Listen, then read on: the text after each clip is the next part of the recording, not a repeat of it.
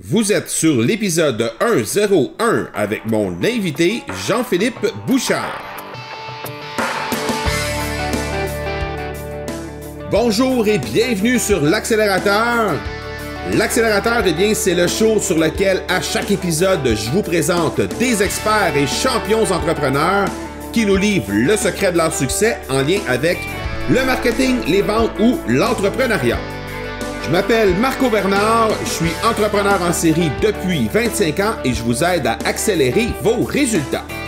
Merci beaucoup d'être ici avec moi aujourd'hui. C'est le temps de propulser votre entreprise. Tout le monde parle dans votre dos. Donnez-leur donc un bon sujet. Ce qui revient à dire, foutez-vous de ce que les gens disent de vous pour autant que vous êtes bien aligné avec vos objectifs et votre mission parce que, au final, c'est tout ce qui compte. J'ai eu la chance de rencontrer mon invité du jour il y a quelques mois alors qu'il avait été sélectionné pour participer à la mission France du Réseau M. On a pu se côtoyer lors des rencontres préparatoires, mais aussi et surtout en fait lors de la mission à Paris en mars dernier. Alors, j'ai découvert quelqu'un évidemment de jeune, mais surtout de dynamique, qui avait une foule d'idées, mais qui faisait également un excellent rassembleur pour le groupe.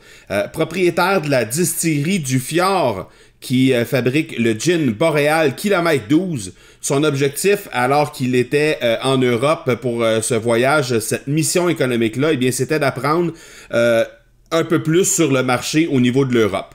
Il en aura appris des choses au cours de ce voyage et c'est ce que je l'ai invité à venir nous partager au cours de cet épisode 101.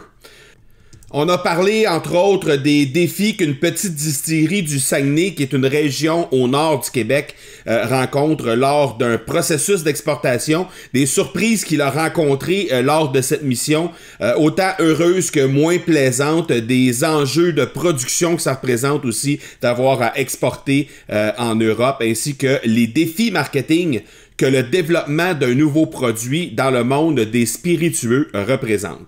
J'ai donc très hâte de vous présenter Jean-Philippe Bouchard de la distillerie du Fjord et je pense que vous allez en apprendre énormément sur le milieu, le domaine des spiritueux et sur tout ce qui a rapport avec l'exportation des spiritueux vers l'Europe. Comme je vous ai mentionné lors du 100e épisode, eh bien, les auditeurs prennent de plus en plus de place sur l'accélérateur. Aujourd'hui, c'est Sandra Villeneuve qui nous a demandé via la page marcobernard.ca/question au singulier une question. Alors, voici ce qu'elle avait à demander dans le cadre de cette toute première capsule vitesse maximale 120. Allô Marco, c'est Sandra Villeneuve de Un cheval pour mieux vivre. Écoute, j'aimerais ça savoir quels sont tes 3 conseils ou les 3 meilleurs trucs pour débuter un podcast afin de promouvoir les activités de notre entreprise et diffuser dans le fond là, nos activités. Alors, merci beaucoup. Bye. Merci beaucoup Sandra Villeneuve pour cette question. Je vais répondre à cette question rapidement puisque c'est le concept, c'est capsule vitesse maximale 120, donc je dois répondre à l'intérieur de 120 secondes alors que je pourrais probablement discourir là-dessus pendant plusieurs heures, mais bon. Donc, les 3 points clés pour moi pour lancer un podcast avec succès. La première, ça serait, je vous dirais, de se munir d'une formation adéquate pour aller plus rapidement et ne pas perdre de temps parce que dans mon cas, moi, j'ai suivi des formations avec des experts américains. Comme vous le savez déjà, il y a une formation en français qui s'en vient bientôt, mais ceci dit, je pense que d'avoir une formation, même si c'est un investissement de notre part, ça nous permet d'aller plus vite et d'être beaucoup plus précis dans l'exécution de notre podcast. Donc, ce serait la première chose que je verrais. La deuxième chose, ce serait de bloquer du temps dans son horaire pour réaliser d'abord la formation, mais aussi ensuite chacune des épisodes que vous allez mettre de l'avant. Donc, vraiment bloquer du temps dans votre horaire.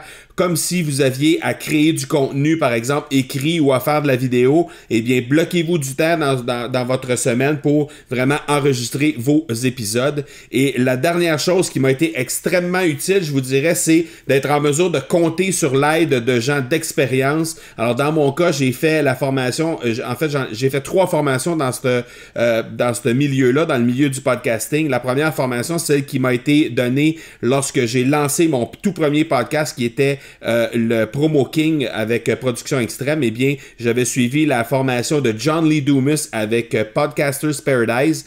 Et de ce côté-là, on pouvait compter sur l'aide de gens d'expérience. J'ai aussi compté sur Dominique Sicotte à ce moment-là, qui animait déjà un podcast à l'époque, qui maintenant n'est plus en ligne, mais Dominique animait un podcast à ce moment-là et c'est un ami personnel à moi, un ami d'enfance.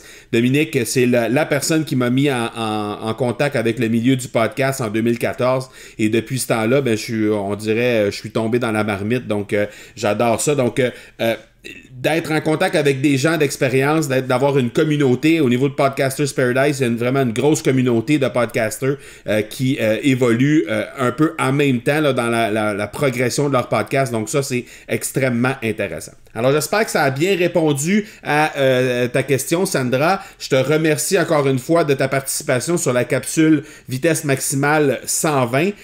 Si vous aimeriez régler une problématique précise de votre entreprise comme Sandra l'a fait, eh bien, je vous invite à passer par le marcobernard.ca/question afin d'enregistrer une courte question. C'est très, très, très facile à faire et je vous trouverai un expert collaborateur pour bien répondre à votre problématique en 120 secondes maximum. Alors aujourd'hui, c'est moi qui ai répondu à Sandra, mais si c'est des questions qui s'adressent à des experts de d'autres domaines, n'ayez crainte, je vais aller chercher les collaborateurs qu'il faut pour répondre à vos questions.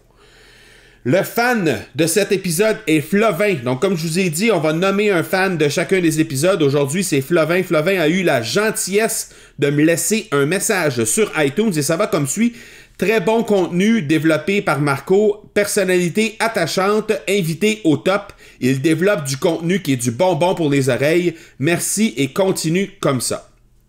Alors, merci énormément, Flovin, pour ce message. C'est super apprécié. Et merci de faire comme lui et de laisser le plus de détails possible sur votre entreprise et sur ce que vous venez chercher sur l'accélérateur. Et spécialement, lorsque vous laissez un commentaire, eh bien, laissez-moi les identifiants de vos médias sociaux ou encore l'URL de votre site Internet. Comme ça, je pourrai en faire mention lorsque je soulignerai votre message afin que les gens puissent vous trouver et puissent vous suivre. Et si vous voulez devenir fan de la semaine, eh bien, c'est très simple. Vous avez c'est une façon en fait de m'aider, mais aussi et surtout d'aider les entrepreneurs à connaître encore mieux mes invités et leur succès en trouvant plus facilement l'accélérateur dans iTunes. Donc, vous avez simplement à passer par iTunes et laisser une note et un avis. Comme je vous ai dit, laissez clairement votre nom et les coordonnées pour vous rejoindre, que je puisse les annoncer lors de l'épisode en question. Si vous n'êtes pas certain de savoir comment faire, passez par le marcobernard.ca/avis-iTunes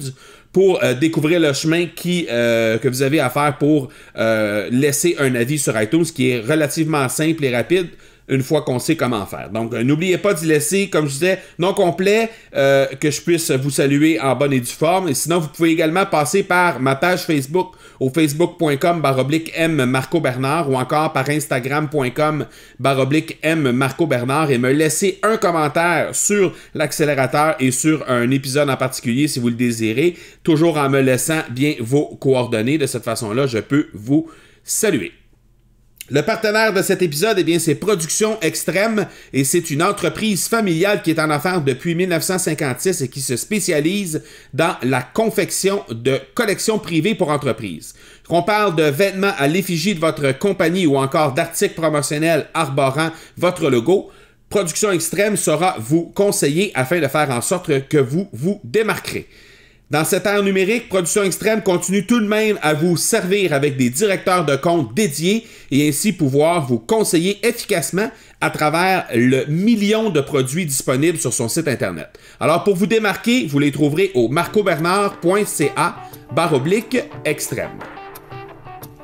Voilà, il est le propriétaire de la distillerie du Fjord, entreprise qui distribue fièrement le gin Kilomètre 12. je vous présente le seul et unique Jean-Philippe Bouchard. Jean-Philippe Bouchard, un gros merci d'avoir accepté l'invitation d'être sur l'accélérateur. C'est super apprécié. Ben, merci à toi. Ça me fait vraiment plaisir de prendre un peu de temps avec toi pour jaser. Jean-Philippe, d'abord, je veux que tu prennes quelques instants pour te présenter à l'audience, leur dire un peu c'est quoi ton parcours, c'est quoi le parcours de ton entreprise également. Parfait, excellent. Donc Jean-Philippe Bouchard, je suis président directeur général de la distillerie du Fjord au Saguenay-Lac-Saint-Jean. On est les fabricants du gin Kilomètre 12, un gin inspiré de la richesse de la forêt boréale de chez nous. On est vendu à la SAQ depuis le mois d'août 2017, donc ça fait pas encore un an. On connaît un super beau succès avec notre produit. C'est vraiment trippant. C'est une business familiale, donc je partage ça avec mon frère et mon père. Puis, moi, je suis un ancien directeur de compte en financement commercial. Donc, j'ai littéralement remis ma lettre de démission en même temps que ma demande de financement à mon ancien boss, comme les deux en même temps. Puis, ça faisait 4 ans que j'étais dans le domaine bancaire à côtoyer des entrepreneurs. Puis, clairement, je n'étais pas du bon côté du bureau. Je les accompagnais dans des projets. C'était vraiment, vraiment stimulant comme travail, mais clairement, j'avais besoin de ce thrill-là de vivre de mes propres projets, de mes propres passions. Donc, voilà. Ah ben excellent. Est-ce que le fait que tu as remis 2 lettres en même temps, ça l'a influencé au final la réponse de ton patron à savoir s'il finançait ou pas? Ben là, étant donné que ça faisait longtemps que je travaillais pour l'organisation, il m'a dit OK, bon, on va faire traiter la demande par une autre équipe. Mais c'était comme j'ai une bonne nouvelle pour moi qui est une mauvaise nouvelle pour pour toi. Fait que Ah ouais, c'est ça. ouais. Mais non, c'est en plus c'est des gens avec qui je suis encore très proche. Parce que c'est sûr qu'on n'a jamais fini d'apprendre. Puis dans le monde des affaires, comme je faisais dans le financement commercial, écoute, j'en apprenais à tous les jours. Fait que là, maintenant, je porte d'autres types de souliers. Laisser tomber le jacket aussi. Mais tu continues d'apprendre quand même, mais en lien avec ton entreprise plutôt qu'en lien avec toutes les autres entreprises. Exact, oui, exactement. Voilà. Jean-Philippe, on a eu la chance de se côtoyer lors d'une mission économique à Paris. Et puis, j'aimerais que tu me parles justement de ce que la distillerie est allée faire là-bas, c'est-à-dire c'est quoi les plus grands défis que la distillerie a en rapport avec l'exportation. Ben oui, écoute, c'était une belle semaine. Hein? On a passé des bons moments. D'ailleurs, là, ça m'a fait super plaisir de te rencontrer puis d'apprendre à mieux te connaître. C'était super agréable. Oui, c'était une belle mission. Ouais, hein? Écoute, on a eu beaucoup de plaisir. Pour la distillerie, là, c'était un moment assez important. Tu sais, on était assez jeunes comme organisation, puis déjà, on enclenchait des démarches à l'international.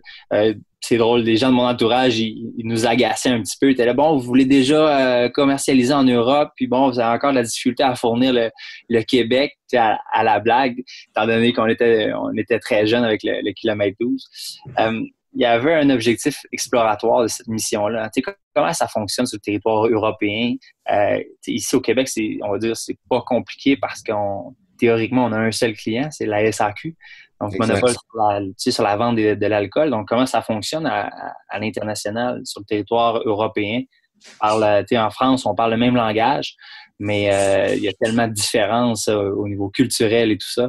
Donc, c'était vraiment intéressant d'en apprendre davantage. Fait que ton défi premier, dans le fond, ce que tu es allé faire là-bas, c'était surtout une mission qui était là pour te permettre d'explorer un peu exactement comment ça se passe de l'autre côté, mais aussi voir un peu les méthodes de distribution, voir c'est quoi les façons, comment le gin est perçu aussi de l'autre côté. Parce que j'imagine qu'ils n'ont pas les mêmes habitudes de consommation de l'autre côté de l'Atlantique non plus. Ben, exactement. T'sais, en fait, là, ça va marcher initialement avec un partenaire d'affaires qui va travailler autant avec nous sur l'importation du spiritueux sur le territoire européen, mais également sur la distribution ensuite. Donc, les détaillants, ben, c'est pas des succursales SAQ, mais il va être des épiceries, des cavistes. Fait que c'était toutes des choses que finalement, ça m'a permis de bien comprendre. Mais aussi, tu sais, au Québec, présentement, on va dire, il y a un buzz qui est palpable là, au niveau du gin québécois. C'est vraiment intéressant. On voit des distilleries là, popper un petit peu partout au Québec, puis vraiment là, s'imprégner de la culture de chez nous pour créer des spiritueux. Puis, quand je suis arrivé en France, j'ai trouvé que c'était vraiment différent. après avoir parlé avec plusieurs personnes, tous me mentionnaient, ah ouais, d'après moi, d'ici 2-3 ans, cette espèce de phénomène-là de retour à la source, retour à l'artisan, au passionné, va être beaucoup plus présente. Donc, ce qui se fait dans la bière depuis quelques années va se transporter vers le domaine des spiritueux? Exact, ouais. OK. Un peu même principe qu'ici au Québec. C'est bon, les microbrasseries, ça fait partie maintenant de notre environnement. Écoute, en France, je suis allé dans un salon de microbrasserie et puis j'avais des statistiques quand même assez impressionnantes, comme quoi on va dire l'impact des microbrasseries dans le marché est encore très faible. Donc c'est encore. Ouais, puis pour les spiritueux, ben c'est encore plus jeune.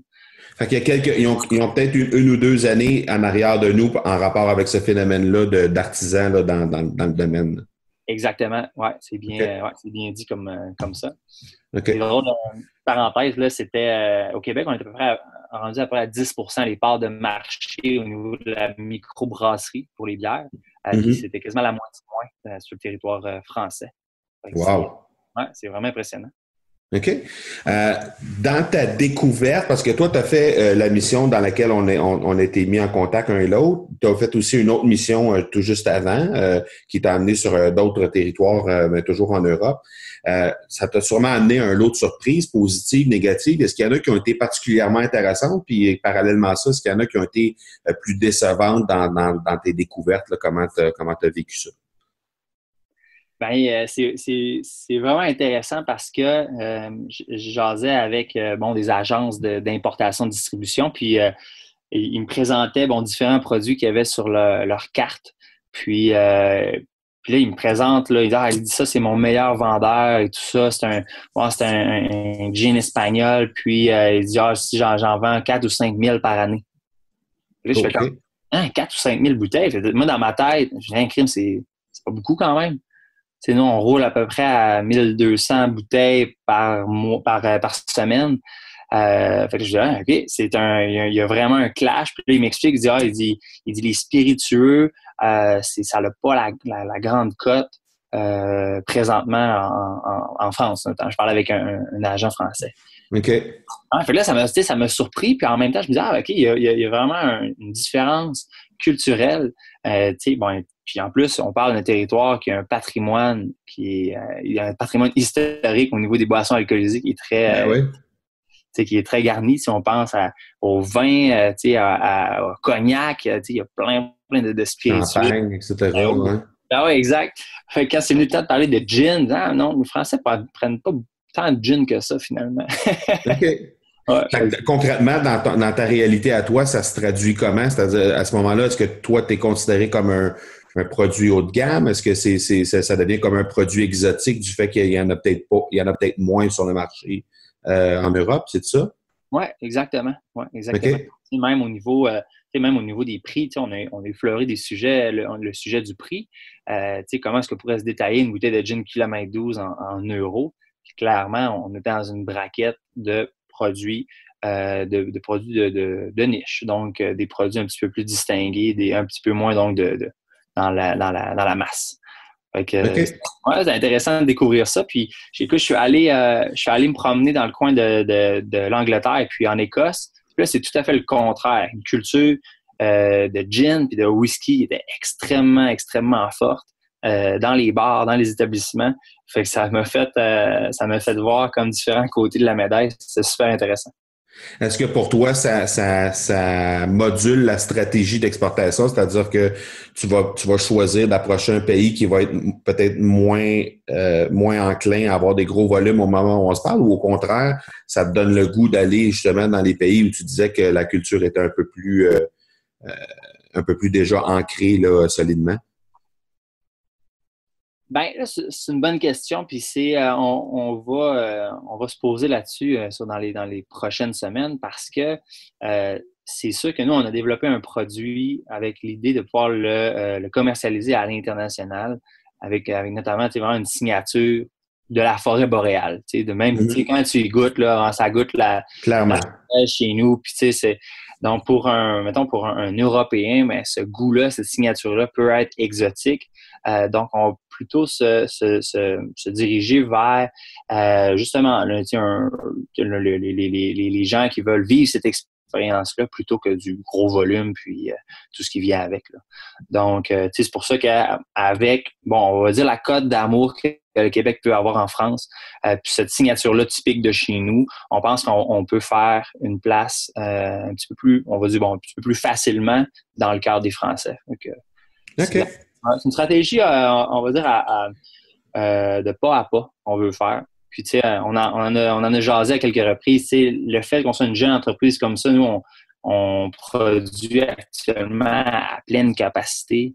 Donc, l'objectif en participant à cette mission économique-là n'était pas de signer le contrat d'une vie puis de 1 million de billets. C'était de dire, bon, comment ça marche? C'est qui les gens avec qui on veut travailler? De quelle manière on va le faire? Puis c'est de prendre notre temps parce qu'on sait que d'ici 2-3 ans, il va y avoir ce boom-là où on va pouvoir surfer un petit peu plus. Là. Ouais, ben c'est ça. Mais justement, tu as un enjeu clair en termes de production là, en rapport avec l'exportation. On en a déjà parlé un petit peu dans l'entrevue, mais on en avait parlé aussi au moment où on était dans la mission. C'est quoi la stratégie de ton entreprise là, en rapport avec ce défi-là? Parce qu'inévitablement, comme tu disais tantôt, dans certaines SAQ ici au Québec, on a de la difficulté à se procurer le kilomètre 12. Puis là, bien évidemment, s'il y a quelques distributeurs en Europe qui te demandent de leur envoyer quelques milliers de bouteilles pour faire goûter aux Français, ben ça va être quelques milliers de bouteilles qu'on n'aura pas ces tablettes ici au Québec, forcément. Donc, c'est quoi l'enjeu, puis comment l'entreprise prévoit répondre à cet enjeu-là de production? En fait, là, de démarrer une distillerie au Québec, là, c'est un processus qui prend beaucoup, beaucoup de temps. Il faut aller chercher les permis, il faut s'installer, il faut développer les produits parce que ça te prend un permis pour pouvoir faire les produits. Donc, c'est comme la poule et l'œuf. Donc, tu ne peux pas faire le produit tant que tu n'es pas installé. Et ensuite, il y a un jeu de négociation avec la SAQ pour la mise en marché. Donc, tout ça prend énormément de temps. La stratégie qu'on a utilisée initialement, c'était de commencer tout petit. Écoute, notre local fait à peu près 1200 pieds carrés. On n'est pas une des plus petites distilleries, on a des petits équipements et tout ça, mais on les fait rouler énormément. Okay. L'objectif, c'était de se mettre sur la map puis de faire au moins un cycle d'une année là, avec le kilomètre 12. On a été pris un petit peu par... excusez-moi. Pardon. On a été pris un peu par surprise, dans le sens que le produit connaît un succès qui était inespéré en quelque sorte. Dans le sens qu'on s'attendait à... En fait, littéralement, on vend 2 fois plus de gin que qu'est-ce qu'on avait pensé. Donc, c'est un beau problème en soi. Puis, en fait, là, on est en train de travailler justement à optimiser notre production, à être en mesure de pouvoir livrer des quantités plus grandes à la SAQ. Puis, écoute, forcément, là, d'ici les prochains mois, on devrait être en mesure d'annoncer un projet d'agrandissement ou quelque chose du genre parce qu'on va avoir besoin d'espace. Donc, qui dit agrandissement dit ajout dans les employés également. J'imagine qu'il va y avoir une augmentation au niveau de la main-d'œuvre chez vous aussi. Exact. Ouais, ça va faire partie de l'équation d'agrandir la famille. En ce moment, on est limité dans notre capacité de production, autant par les ressources, les équipements, l'espace. Maintenant, si on veut établir notre présence de plus en plus sur le marché québécois, mais si on veut répondre aux opportunités de l'international, inévitablement, il va falloir s'outiller de la bonne manière pour pouvoir y réussir. Donc, c'est vraiment encourageant, puis on est bien content de ça. C'est des beaux défis, là, définitivement. Ouais. Tantôt, tu parlais de produits de niche, là, la perception que les gens en Europe ont de ton produit. Tu parlais de produits de niche, produits un petit peu plus high-end, là, luxueux un peu, que les gens vont consommer en vivant une expérience de boire une boisson qui goûte un peu le Québec, si on peut dire, là, parce qu'il y a comme même, je dirais plus, qui goûte un peu le nord du Québec, on va dire ça comme ça, parce que ça goûte un peu le conifère. Il y a un petit goût de comme tu dis, de forêt boréale, comme ça le dit sur la bouteille aussi. Donc, tu as un enjeu marketing clair. Est-ce que en rapport justement avec ton positionnement en Europe, mais est-ce que la façon que tu déploies ton marketing sur le Québec et sur l'Europe se fait de la même façon? Écoute, définitivement, on va avoir des devoirs à faire. C'est pour ça qu'on prend notre temps présentement. Ici au Québec, présentement, on va bénéficier d'un engouement naturel envers justement là, c'est les produits artisanaux. Entreprise du Saguenay-Lac-Saint-Jean, on était la première distillerie, c'est familial, on est des passionnés, tout ça. Fait que là on vient vraiment chercher le cœur des gens chez nous au Québec. Maintenant, quand on va traverser l'océan, ben, on ne pourra pas dire on est installé à Saint-David de Falardeau, puis à côté du Lac-Clair, puis que les Monts-Valin, tout ça. Donc, on va vraiment adapter notre discours pour pouvoir miser sur les éléments distinctifs de notre produit. C'est-à-dire le goût de la forêt boréale de chez nous, du Québec. Ensuite, la mode c'est drôle, son français, puis il utilisait le terme craft. Donc, la mode de fabrication artisanale. Donc, ça, c'est quelque chose qui va être tendance de plus en plus. Puis, donc, tu vois, on a vraiment des devoirs à faire justement pour communiquer notre message de la bonne manière en fonction du public qu'on va avoir. Concrètement, pour une distillerie, ça se passe comment le déploiement marketing? C'est-à-dire que les actions que vous devez faire, ici, c'est la SAQ qui vend vos produits. Pour faire du marketing, il faut que tu utilises les médias sociaux, il faut que tu utilises la télé, mais en même temps, tu n'as comme pas trop de retour. T'as pas de lien direct avec tes ventes, dans le sens que c'est pas comme le magasin de jeans, par exemple, qui fait de la publicité puis qui dirige du trafic directement sur son site Internet ou encore dans sa boutique qui a pignon sur rue pour vendre des jeans pour une période de trois jours, par exemple. Dans votre cas, à vous, c'est pas comme ça que ça se passe, là. Fait que, concrètement, ça ressemble à quoi des actions marketing qu'une distillerie comme vous autres peut faire? La SAQ va vraiment, dans ce cas-ci, être un partenaire d'affaires qui est extrêmement important. Parce que, on va dire tout le placement publicitaire qui est fait en SAQ, c'est des initiatives généralement des producteurs. Donc, si par exemple, on veut donner des points Inspire sur les bouteilles, si on veut avoir une belle tour de kilomètre 12 dans une succursale ou même faire une dégustation. Donc, ça, c'est des actions concrètes qui sont faites auprès de la SAQ dans le but de pouvoir générer de l'attention sur le produit. On va parler des réseaux sociaux. On va bénéficier de cet engouement-là naturel envers le retour aux sources, comme on parlait tout à l'heure. Les gens vont être extrêmement réactifs au niveau des réseaux sociaux. Donc, on a bâti, nous, une grosse communauté de gens qui suivent autant l'aventure que le développement du produit. Puis ensuite, on va s'impliquer beaucoup dans les événements aussi. Donc, autant dans les salons de bière, dans les salons de spiritueux, salons de vin, tout ça. Donc, il y a différentes sphères sur lesquelles on peut s'impliquer pour pouvoir faire le marketing de la distillerie. C'est assez particulier parce que, en fait, quand on fait des événements, moi, je peux pas utiliser des inventaires de spiritueux de chez nous. Donc, ils doivent obligatoirement être rachetés à la SAQ. OK. Ouais, fait que des fois, c'est un peu particulier parce que, écoute, on rachète le gin qu'on produit à la SAQ pour pouvoir faire des événements de dégustation et tout ça. Ouais. C'est spécial. La machine qui est faite comme ça. Puis dans ton parcours que tu as fait en Europe, est-ce que tu as remarqué des différences que tu vas devoir mettre en place en rapport avec ton marketing? Parce que de l'autre côté, la méthode de distribution est complètement différente. Est-ce qu'il y a des façons différentes de fonctionner au niveau du marketing également? Tu vois, là, il y a le principe, on va dire, des agences de distribution, de commercialisation. Ouais. Ce principe-là existe ici au Québec, mais est un petit peu moins, on va dire, il est un petit peu moins connu. Étant donné que les succursales SAQ, tu peux te présenter, faire ton magasinage et tout ça. Mais quand tu veux des produits de spécialité, tu vas faire affaire avec des agences privées d'importation. Fait que ce principe-là est similaire en Europe.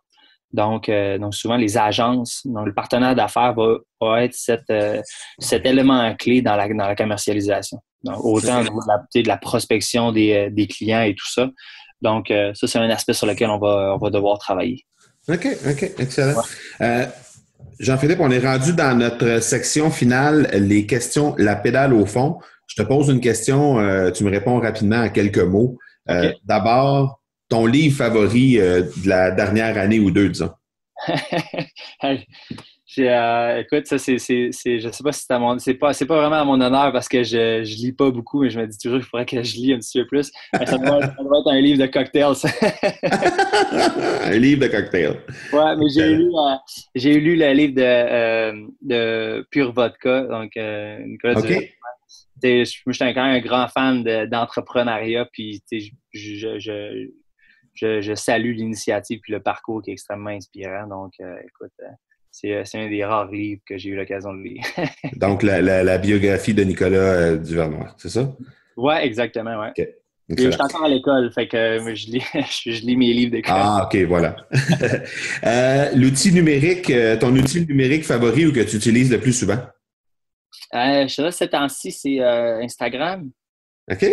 Ouais, je me suis mis à faire des stories avec le Instagram de la distillerie du Fjord. Je m'amuse à faire ça, mais j'ai délaissé un petit peu plus Facebook pour Instagram dernièrement. Donc, voilà.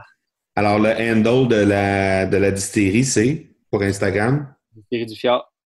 Distillerie du Fjord, parfait. Alors, on va mettre ça dans les notes de l'épisode de toute façon. Si tu avais un conseil à donner à ton toi-même d'il y a 5 ans, ce serait quoi? Moi-même, d'il y a 5 ans, écoute, c'est... Il était jeune, ton toi-même, d'il y a 5 ans, là. Écoute, d'il y a 5 ans, là, j'étais à l'université, à travailler au bar, dans le CAC, là. Écoute, c'est la rigueur. La rigueur, okay. La chance d'être entouré d'une équipe incroyable qui fait en sorte qu'on y arrive. Mais la rigueur, c'est vraiment la clé du succès. Je pense que la perfection est dans les détails. Puis, c'est quelque chose d'important, je pense. OK. Ton plus gros défi pour les 12 prochains mois? Mon plus gros défi, écoute, faut que je focus sur le positif. C'est des fois, je me pince, on vit des choses exceptionnelles avec la distillerie, mais comme d'autres moments, je vais bugger sur des détails qui sont vraiment niaiseux, dépenser beaucoup d'énergie pour rien. Puis vraiment focusser sur le positif, puis réaliser que finalement, on est extrêmement chanceux de pouvoir vivre cette expérience-là. Ben oui. Je suis reconnaissant de ça. OK. Et finalement, comment accélères-tu tes résultats à chaque jour? À chaque jour, attitude positive. Attitude positive. Ouais. Tu vois, c'est un peu niaiseux parce que je focus des fois sur le négatif, là. Mais je pense que l'attitude, c'est la chose la plus importante. Des fois, on est en contact avec plein de monde, de plein de milieux différents, puis des fois, tu sais pas toujours avec qui tu as affaire. Mais l'attitude, c'est la chose la plus importante. Une bonne attitude, peut faire la différence. Good! Ben, Jean-Philippe Bouchard, un gros merci d'avoir accepté l'invitation d'être sur l'accélérateur. C'est super apprécié. Je pense qu'on a fait découvrir la distillerie à des gens du Québec, mais aussi à des gens de l'Europe. Je vais mettre dans les notes de l'épisode les façons de rejoindre la distillerie, de te rejoindre évidemment, incidemment par le chemin. Les gens, moi, je vais les inviter à aller goûter le gin Kilomètre 12. Je t'ai avoué à Paris que j'avais jamais pris un verre de gin de ma vie. Tu m'en as servi un premier. Depuis ce temps-là, c'est la 2e fois que je vais à la SAQ. Là, je vais passer pour un alcoolo fini, mais ça fait quoi? Ça fait 1 mois qu'on est revenu et c'est ça, c'est mon 2e et j'en sers à qui veut bien en boire lorsque je reçois des amis, tout ça. Et puis, à date, les commentaires sont vraiment élogieux envers le produit. Donc, j'invite les gens à aller goûter ce produit-là. C'est vraiment très intéressant. Puis pour les Européens, vous avez encore quelques mois à attendre, mais probablement qu'à un moment donné, vous allez avoir la chance d'avoir ça sur vos tablettes. À ce moment-là, vous pourrez goûter un petit peu plus du Québec. Et voilà, j'aurais pas mieux dire que ça. Marco, je te remercie infiniment pour cette belle opportunité. C'est drôle, c'est rare qu'on a l'occasion d'être en rétrospection sur la manière qu'on fait les choses et tout ça. Fait que je te remercie beaucoup de cette opportunité-là. c'est intéressant. Je pense que je vais méditer là-dessus quelques jours. Merci beaucoup, Jean-Philippe. On se reparle bientôt. Merci, Marco. Ciao. Je vous laisse les liens vers le site de la Distillerie du Fjord, de même que vers le compte Instagram qu'ils animent de très belle façon dans les notes de l'épisode. Merci énormément à Jean-Philippe Bouchard. Je pense que ce qu'il faut retenir de cet épisode, eh bien, c'est le retour aux méthodes artisanales en cette ère numérique, qui est bel et bien une tendance réelle et que ce n'est pas parce que vous avez des intérêts vers des entreprises avec ces valeurs de retour aux sources qu'il n'y a pas de place pour vous au soleil. Donc, définitivement, passez voir leur compte, passez voir leur site internet. Et si vous êtes au Québec présentement, eh bien, passez par la SAQ pour vous procurer une bouteille de kilomètre 12 afin de goûter ce gin d'inspiration de la forêt boréale. Vous allez tout comprendre dès que vous allez goûter à ce gin. Je vous rappelle que vous pouvez trouver le partenaire de notre épisode qui est Production Extrême au marcobernard.ca/extrême et qui peuvent vous servir pour tous vos besoins en marketing. Je vous rappelle également que si vous aimeriez régler une problématique précise de votre entreprise, je vous invite à passer par le marcobernard.ca/question au singulier afin d'enregistrer une courte question. Je m'engage à vous trouver l'expert qu'il faudra pour répondre à cette question. Maintenant, c'est l'heure de propulser votre entreprise en vous inspirant de ce que Jean-Philippe Bouchard nous a partagé dans l'épisode d'aujourd'hui. Je vous donne rendez-vous vendredi pour l'épisode 102. D'ici là, soyez bons, soyez sages et je vous dis ciao!